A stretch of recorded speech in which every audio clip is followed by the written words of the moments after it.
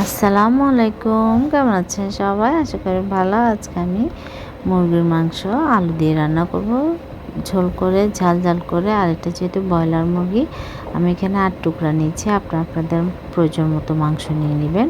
আর এখানে মাঝে এসে যে 2টা আলু দিব, আলুর পরিমাণটা আমি অত বেশি দিব না।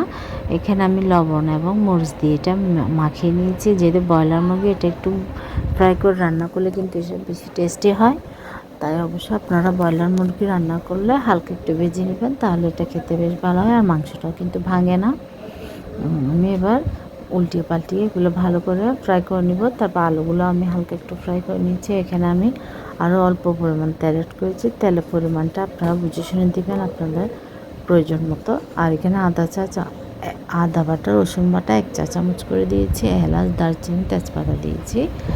আপনারা মাংস যদি বেশি হয় তাহলে আপনারা এগুলো সব কিছু কিন্তু বেশি করে দিবেন। আর আমার পরিমাণে যদি হয় 8 টুকরা মাংস রান্না করেন, তাহলে কিন্তু আপনারা সেম টু সেম প্রসেসটা ফলো করলেই হয়ে যাবে। আমি এখানে 1.5 কাপ পেঁয়াজ বাটা দিচ্ছি, কারণ পেঁয়াজ বাটার পরিমাণটা বেশি হলেই কিন্তু আপনার গ্রেভিটা অনেক ঘন হবে এবং মাংসটা অনেক টেস্টি হবে। আর আমি এখানে বাটা দিচ্ছি, আপনারা চাইলে বাটা এবং পেঁয়াজ কুচি দুইটাও একসাথে দিতে পারেন, কোনো সমস্যা নেই। এই মশলাটি কষানো হয়ে গেলে, কাঁচা গন্ধটি চলে গেলেই কিন্তু আমি গুঁড়া মশলাটা অ্যাড করব। আমি কিন্তু যে কোনো রান্না খুব সহজভাবে করার চেষ্টা করি। এটা কিন্তু অনেক খেতে ভালো লাগবে, ঝাল ঝাল আলু দিয়ে মুরগির মাংসের ঝোল। তাই অবশ্যই আপনারা আমার রেসিপিটি ফলো করবেন। আমি এখানে হলুদ গুঁড়া দিয়েছি 1/2 চা চামচ পরিমাণ, মরিচ গুঁড়া দিব আমি 2.5 চা চামচ পরিমাণ, কারণ এটা হচ্ছে মিষ্টি মরিচ, যার জন্য আমি পরিমাণটা একটু বেশি দিচ্ছি। আপনাদের মরিচের ঝাল যদি বেশি হয় তাহলে আপনারা এটা কিন্তু কম দিবেন, না হয় কিন্তু আবার ঝাল হয়ে যাবে। আমার মতো ফলো করতে যদি যান তাহলে কিন্তু আবার ঝাল বেশি হয়ে যাবে, তাই সেটা আপনারা বুঝে শুনে দিবেন। আর এখানে আমি ধনে গুঁড়া দিয়েছি 1.5 চা চামচ পরিমাণ, দিয়ে আমি ভালো করে নেড়ে মশলাটি কষিয়ে নেব। পুড়ে যাওয়ার সম্ভাবনা থাকলে আপনারা সামান্য একটু পানি দিয়ে দেবেন, তাহলে কিন্তু আর মশলাটা পুড়বে না। পুড়ে গেলে কিন্তু এটা একটা যে ফ্লেভার, ওটা নষ্ট হয়ে যাবে। আমি স্বাদ অনুযায়ী লবণ দিয়ে দিলাম, দিয়ে সামান্য পানি দিয়ে আমি ভালো করে মশলাটা কষিয়ে নেব।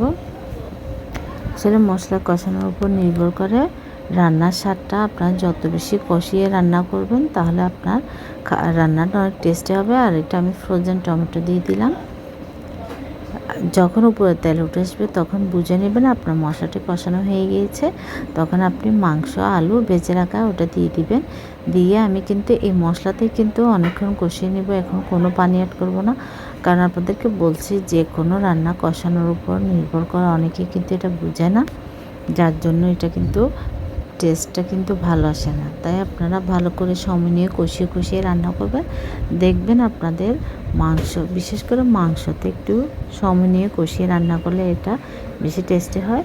তাই অবশ্যই আপনারা আমার রেসিপি ফলো করবেন। অনেক ব্যাচেলার ভাই বোন আছে, অনেক প্রবাসী আছে যারা কিন্তু নিজেরাই রান্না করে, তাদের জন্য বলছি তারা অবশ্যই আমার রেসিপি ফলো করে আপনারা একবার হলেও রান্না করবেন। আশা করছি আপনাদের ভালো লাগবে। আমি কিন্তু খুব সহজভাবে করেছি, আর সব কিছু বুঝিয়েও বলার চেষ্টা করি। তারপর যদি ভুল ত্রুটি হয় সরি।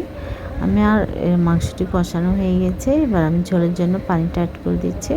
আর আমি অতটা অতিরিক্ত ঝোল দিব না, জাস্ট মিডিয়াম ঝোল রাখবো, সে অনুযায়ী আমি পানিটা অ্যাড করছি।